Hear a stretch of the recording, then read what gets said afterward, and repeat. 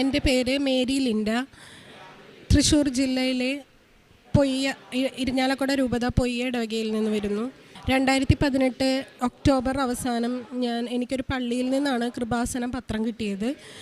അവിടെ നിന്ന് ഞാൻ കൃപാസനം പത്രം എടുത്ത് ഉടമ്പടി ചെയ്യാനുള്ള കാര്യത്തിലേക്ക് തിരിഞ്ഞു.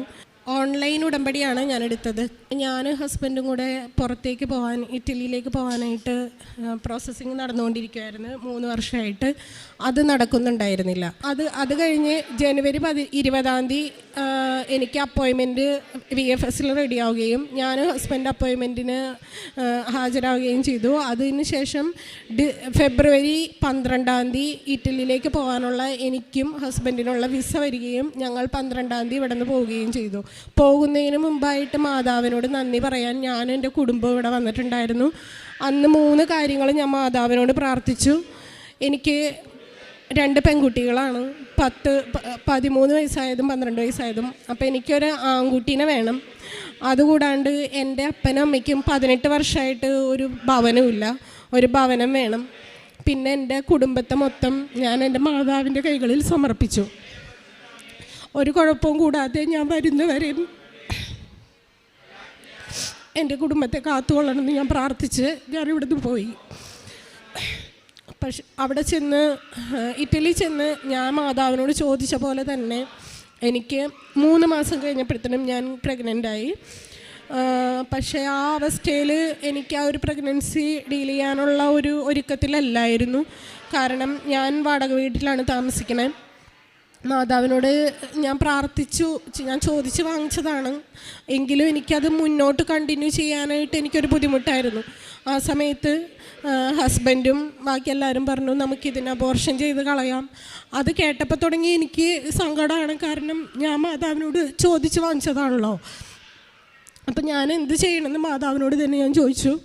പക്ഷേ എനിക്കൊരു ഉത്തരം എനിക്കിതുവരെയും കിട്ടിയില്ല. കിട്ടാണ്ടായി കഴിഞ്ഞ് പിന്നെ എപ്പോഴും കരച്ചിലായി. ഓരോ ഹോസ്പിറ്റലിൽ പോകും, അബോർഷനുള്ള കാര്യങ്ങൾ മുന്നോട്ടാക്കുന്നു. അപ്പോഴും ഞാൻ മാതാവിൻ്റെ ഒരു രൂപം ഇവിടെ നിന്ന് വാങ്ങിച്ചിട്ട് പോയിട്ടുണ്ടായിരുന്നു, കൃപാസന മാതാവിനോട് ഞാൻ പറയും ഒന്നും നടക്കരുത്, ഡോക്ടറിൻ്റെ അടുത്ത് ചെല്ലുമ്പോൾ അവർക്ക് അതിന് പറ്റില്ല എന്ന് പറയണമെന്ന്. അങ്ങനെ പ്രാർത്ഥിച്ചുകൊണ്ട് പോകും. കുരിശ് വരയ്ക്കും, വയറിൽ പുറത്തിറങ്ങി കഴിഞ്ഞിട്ടുണ്ടെങ്കിൽ ഒന്നും വരത്തല്ലേ, എനിക്ക് തന്ന പോലെ ഒന്നുകിൽ നീ തന്നെ എടുക്കണം, അല്ലെങ്കിൽ എനിക്ക് വളർത്താനുള്ളൊരു ഇത് നീ ചെയ്ത് തരണം എന്ന് ഞാൻ പ്രാർത്ഥിച്ചു. ഓഗസ്റ്റ് 22 അബോർഷനുള്ള ഡേറ്റ് ഫിക്സ് ചെയ്തു. ഞാനാകെ തളർന്നു. എന്ത് ചെയ്യണമെന്ന് എനിക്കറിയില്ല. എന്നാലും മാതാവിനെ ഞാൻ മുറുകെ പിടിച്ചു. എനിക്ക് 3 പേരും ഒരുപോലെയാണ്. മൂത്ത കുട്ടികളും അതുപോലെ എൻ്റെ ഈ വയറ്റിൽ കിടക്കുന്ന കുഞ്ഞും ഒരുപോലെയാണ്. അതുകൊണ്ട് എനിക്ക് ഈ കുഞ്ഞിനെ വളർത്താനായിട്ടുള്ളൊരു വഴി നീ എനിക്ക് കാണിച്ചു തരണം. ഓഗസ്റ്റ് 22 ഡോക്ടർ ഫിക്സ് ചെയ്ത ഡേറ്റിൽ ഓഗസ്റ്റ് 20 എന്നെ ഒരു ചേച്ചി എന്നെ വിളിക്കുവാണ്. ആ ചേച്ചി എന്നെ വിളിച്ചിട്ട് പറഞ്ഞു, നിൻ്റെ വിഷമങ്ങളെല്ലാം ഞാൻ അറിഞ്ഞു, നിനക്ക് എന്താണ് ആവശ്യം?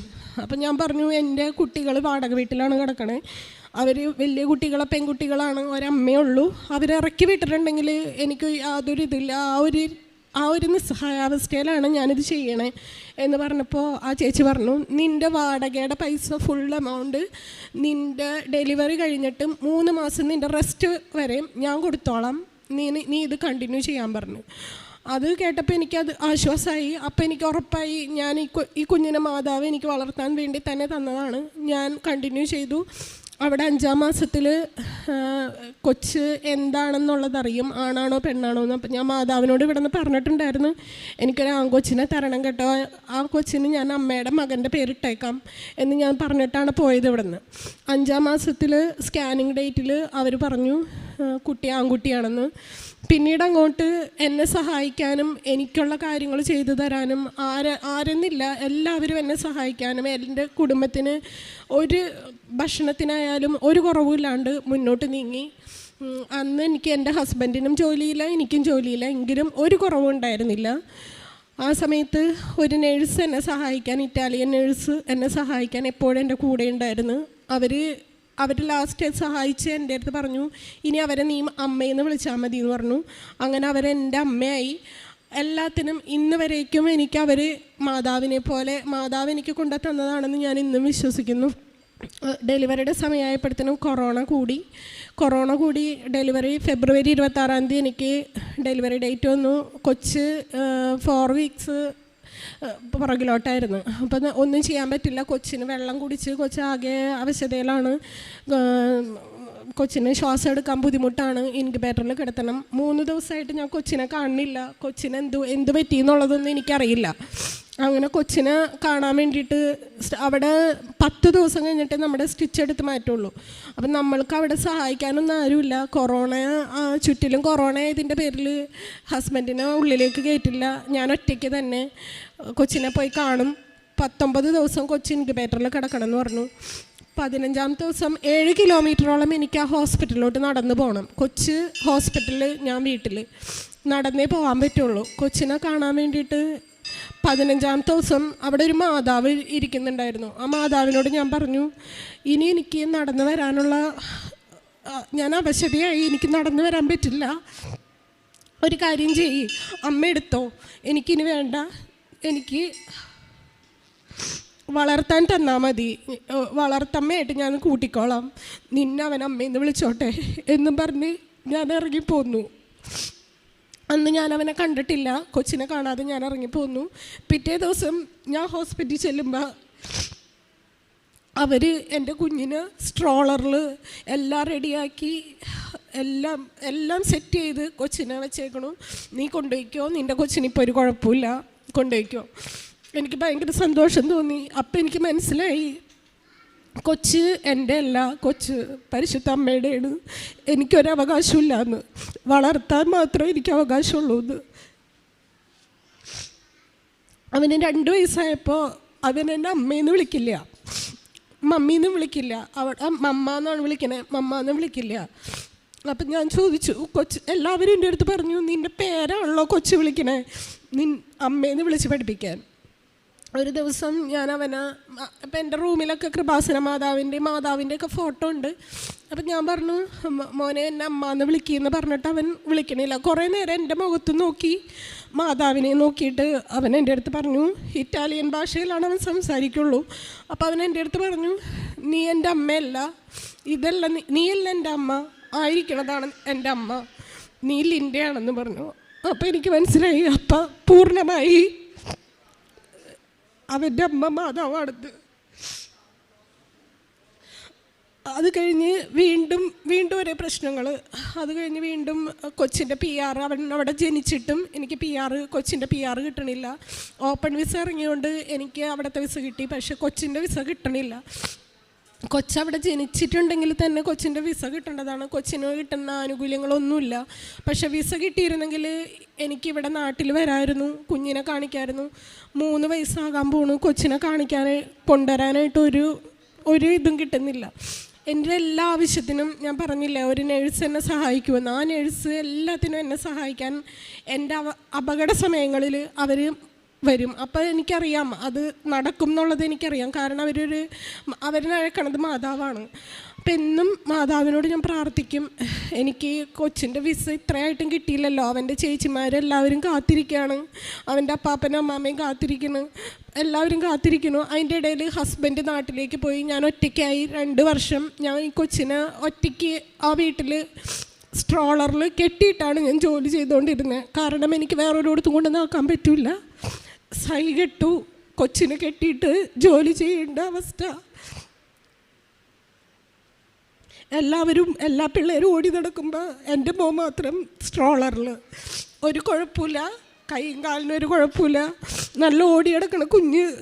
എന്നിട്ടും എന്തിനെങ്ങനെ മാതാവിനോട് ഒത്തിരി കരഞ്ഞ് പ്രാർത്ഥിച്ചു. വീണ്ടും പരീക്ഷണം എന്ന പോലെ വീണ്ടും മാതാവിനോട് എന്നെ സ്നേഹിക്കണാണോ എന്ന് എനിക്കറിയില്ല. പക്ഷേ അവിടെ നിന്ന് വീണ്ടും ഞാൻ നവംബർ 20 എല്ലാം വേണ്ടാന്ന് വെച്ച്, PR ഒന്നും വേണ്ടാന്ന് വെച്ച് കൊച്ചിനെയും കൊണ്ട് നവംബർ 20 പോരാൻ വേണ്ടി ടിക്കറ്റ് ബുക്ക് ചെയ്തു. അന്നേരത്തെ എൻ്റെ അടുത്ത് ഒന്ന് പോയി ചോദിക്ക്, 20-ാം തീയതി കോടതി നീ ഒന്ന് പോയി ചോദിക്ക് വിസ ശരിയായിട്ടുണ്ടോ എന്ന് ചോദിക്കുന്നുള്ള ഒരു ഇത് പ്രേരണ വന്നു. ഞാൻ ചെന്ന് ചോദിച്ചപ്പോൾ അവർ പറഞ്ഞു, കോടതിയിലുള്ളവർ പറഞ്ഞു, നിൻ്റെ കൊച്ചിൻ്റെ വിസ ആയിട്ടില്ല. എന്നെ അവർ ആട്ടിപ്പഴിച്ചു വിട്ടു. നിൻ്റെ കൊച്ചിന് ഇപ്പം വിസ കിട്ടില്ല, നീ പൊക്കോ എന്ന് പറഞ്ഞുകൊണ്ട്. ഞാൻ അവിടെ നിന്ന് കരഞ്ഞിറങ്ങി പോന്നു. അന്ന് ഞാൻ ആ നേഴ്സിനെ വിളിച്ച് പറഞ്ഞു, എനിക്കിങ്ങനെ കൊച്ചിൻ്റെ വിസ കിട്ടിയില്ല, ഞാൻ പോവുകയാണ്, ഇനി ഞാൻ കൊച്ചിൻ്റെ വിസയ്ക്ക് വേണ്ടി ഞാൻ നിൽക്കില്ല. അപ്പോൾ അവർക്കത് വിഷമമായി. അവർ പറഞ്ഞു, നീ ഇനി എന്നാണ് പോകാൻ തീരുമാനിച്ചേക്കണേ? ഞാൻ പറഞ്ഞു, ഡിസംബർ 2-ാം തീയതി. എന്നാൽ ഡിസംബർ 2-ാം തീയതി നമുക്കൊന്നുകൂടെ കോടതിയിലേക്ക് പോകാം, നീ വായോ എൻ്റെ കൂടെ എന്ന് പറഞ്ഞു. ഞാൻ ഡിസംബർ 2-ാം തീയതി ഞാനും ആ നേഴ്സിനെ ഞാൻ അമ്മ എന്നാണ് വിളിക്കണേ, അമ്മയും കൂടെ കൊച്ചും ഞാൻ പോയി കോടതി ചെന്ന് അവരോട് ആ അമ്മ ചോദിച്ചുള്ളൂ. ചോദിച്ച വശം തന്നെ അവർ അകത്ത് പോയി എൻ്റെ കൊച്ചിൻ്റെ PR എടുത്തുകൊണ്ട് വന്നു. അപ്പം എനിക്കറിയായിരുന്നു ഈ അമ്മ എൻ്റെ കൂടെ വരുമ്പോൾ മാതാവാണ് കൂടെ വരുന്നത്, കാരണം അവരാണ് ഏറ്റവും ലാസ്റ്റ് സ്റ്റേജിലെത്തുക. അത് എൻ്റെ കയ്യിൽ കിട്ടിയപ്പോൾ അവർ എൻ്റെ അടുത്ത് പറഞ്ഞു നവംബർ 20-ാം തീയതി ഇത് ഓക്കെ ആയി കിടക്കണതാണ്. അപ്പം ഞാൻ പറഞ്ഞു, നവംബർ 20-ാം തീയതി ഞാനിവിടെ വന്നതാണല്ലോ. അപ്പോൾ അവർ പറഞ്ഞു, നീ ചോദിച്ചില്ലല്ലോ എന്ന്. ഞാൻ ചോദിച്ചതാണ്, പക്ഷേ എനിക്ക് തരേണ്ട ആൾ മാതാവ് തന്നെയാണല്ലോ. അപ്പോൾ ഡിസംബർ 2-ാം തീയതി ആയിരുന്നു, ഡിസംബർ 7-ന് മുന്നേ എനിക്ക് കിട്ടണമെന്നായിരുന്നു. അപ്പോൾ ഡിസംബർ 2-ാം തീയതി എനിക്ക് കൊച്ചിൻ്റെ വിസ കിട്ടി. ഉടനെ തന്നെ എനിക്ക് കൊച്ചിൻ്റെ ഐഡൻറ്റിറ്റി കാർഡും എല്ലാവരും 5 ദിവസം കൊണ്ട് എല്ലാവരെക്കാട്ടും സ്പീഡിൽ കൊച്ചിൻ്റെ കാര്യങ്ങളെല്ലാം എനിക്ക് കിട്ടി. ഞാൻ ജനുവരി 25-ന് നേരിട്ട് ഇവിടെ വന്നു, മാതാവിനെ കണ്ടു, മാതാവിനെ കാണിച്ചു കൊടുത്തു. ഇത് ഇവിടെ കൊണ്ടുവന്ന് ഞാൻ നിർത്തി, മാതാവിന് ഏൽപ്പിച്ചു. ഒരു കുഴപ്പമില്ലാതെ അവനെ ഏൽപ്പിച്ചു കൊടുത്തു. അതിൻ്റെ ഇടയിൽ അവിടെ വെച്ച് ഇറ്റലിയിൽ വെച്ച് അവൻ 3 അടി പൊക്കത്തിൽ താഴോട്ടൊന്ന് വീണു. താഴോട്ട് വീണ വശം കൊച്ചിൻ്റെ ബോധം പോയി. ഞാൻ ഒറ്റയ്ക്ക് ഉണ്ടായിരുന്നുള്ളൂ, കണ്ണൊക്കെ മേലോട്ടായി. എനിക്കാകെ പേടിയായി, എന്ത് ചെയ്യണമെന്നറിയില്ല. ഉടനെ തന്നെ അവൻ ആ ബോധം കിടലിൽ തന്നെ എൻ്റെ അടുത്ത് പറഞ്ഞു, അമ്മയുടെ ഉപ്പ് തരാനായിട്ട്. ഞാൻ ഉടനെ ഉപ്പെടുത്ത് വായിൽ വെച്ച് കൊടുത്തു, തൈലമൊക്കെ പുരട്ടി. കൊച്ച് അപ്പം തന്നെ ഛർദ്ദിച്ചു. അപ്പം ഛർദ്ദിച്ചപ്പോൾ എനിക്ക് പേടി. എന്നാലും ഞാൻ ആരോടും പറഞ്ഞില്ല, മാതാവിനോട് പറഞ്ഞു, എനിക്കൊരിടത്തും പോകാൻ വഴിയില്ല, നീ തന്നെ കാത്തുകൊള്ളണം കേട്ടോന്ന്. എന്നിട്ട് രാത്രി ഞാൻ ഇത്തിരി ഭക്ഷണം കൊടുത്തു കഴിഞ്ഞപ്പോൾ വീണ്ടും അത് ഛർദ്ദിച്ചു. അപ്പോൾ എനിക്ക് മനസ്സിലായി തലയ്ക്ക് എന്തോ പ്രശ്നം ഉണ്ടാവും, അതായിരിക്കും ഛർദ്ദിക്കണേന്ന്. എന്നാലും ആരോടും പറയാതെ മാതാവിനോട് ചെന്ന് പറഞ്ഞു, മാതാവേ, എനിക്ക് നാളത്തെ സാക്ഷ്യം ഞാൻ കേൾക്കുമ്പോൾ ആരെങ്കിലും സാക്ഷ്യത്തിൽ എൻ്റെ ഈ കുഞ്ഞ് വീണ കാര്യം എന്നെ ഒന്ന് കാണിച്ചു തരണം കേട്ടോ, ഒരു കുഴപ്പമില്ലാതെ. പിറ്റേ ദിവസം ഞാൻ ഫോൺ എടുത്ത് നോക്കിയപ്പോൾ സാക്ഷ്യം വന്ന് നടക്കണു, ഒരു ടീച്ചറിൻ്റെ സാക്ഷ്യം. ടീച്ചർ 6 അടി പൊക്കത്തിൽ നിന്ന് താഴെ വീണിട്ട് ടീച്ചറിൻ്റെ ഒന്നും അനങ്ങാൻ പറ്റാണ്ട് ടീച്ചർ ഛർദ്ദിച്ചു 2 പ്രാവശ്യം. ഒരു കുഴപ്പമുണ്ടായിരുന്നില്ല, ടീച്ചറിന് ഒരു കുഴപ്പമുണ്ടായിരുന്നില്ല. ടീച്ചർ മാതാവിൻ്റെ എണ്ണയൊക്കെ തേച്ചു, ഒരു പ്രശ്നം ഉണ്ടായിരുന്നില്ല. ഡോക്ടർ ചെന്ന് ചോദിച്ചപ്പോൾ ഒരു പ്രശ്നമില്ല എന്നുള്ള രീതിയിൽ ടീച്ചറിനെ വീട്ടിൽ വിട്ടു എന്ന് പറഞ്ഞു. അപ്പോൾ എനിക്ക് മനസ്സിലായി കൊച്ചിനൊരു കുഴപ്പമില്ലാന്ന്. കൊച്ചിനും ഒരു കുഴപ്പമില്ല, കൊച്ച് ഓടിക്കളിച്ച്.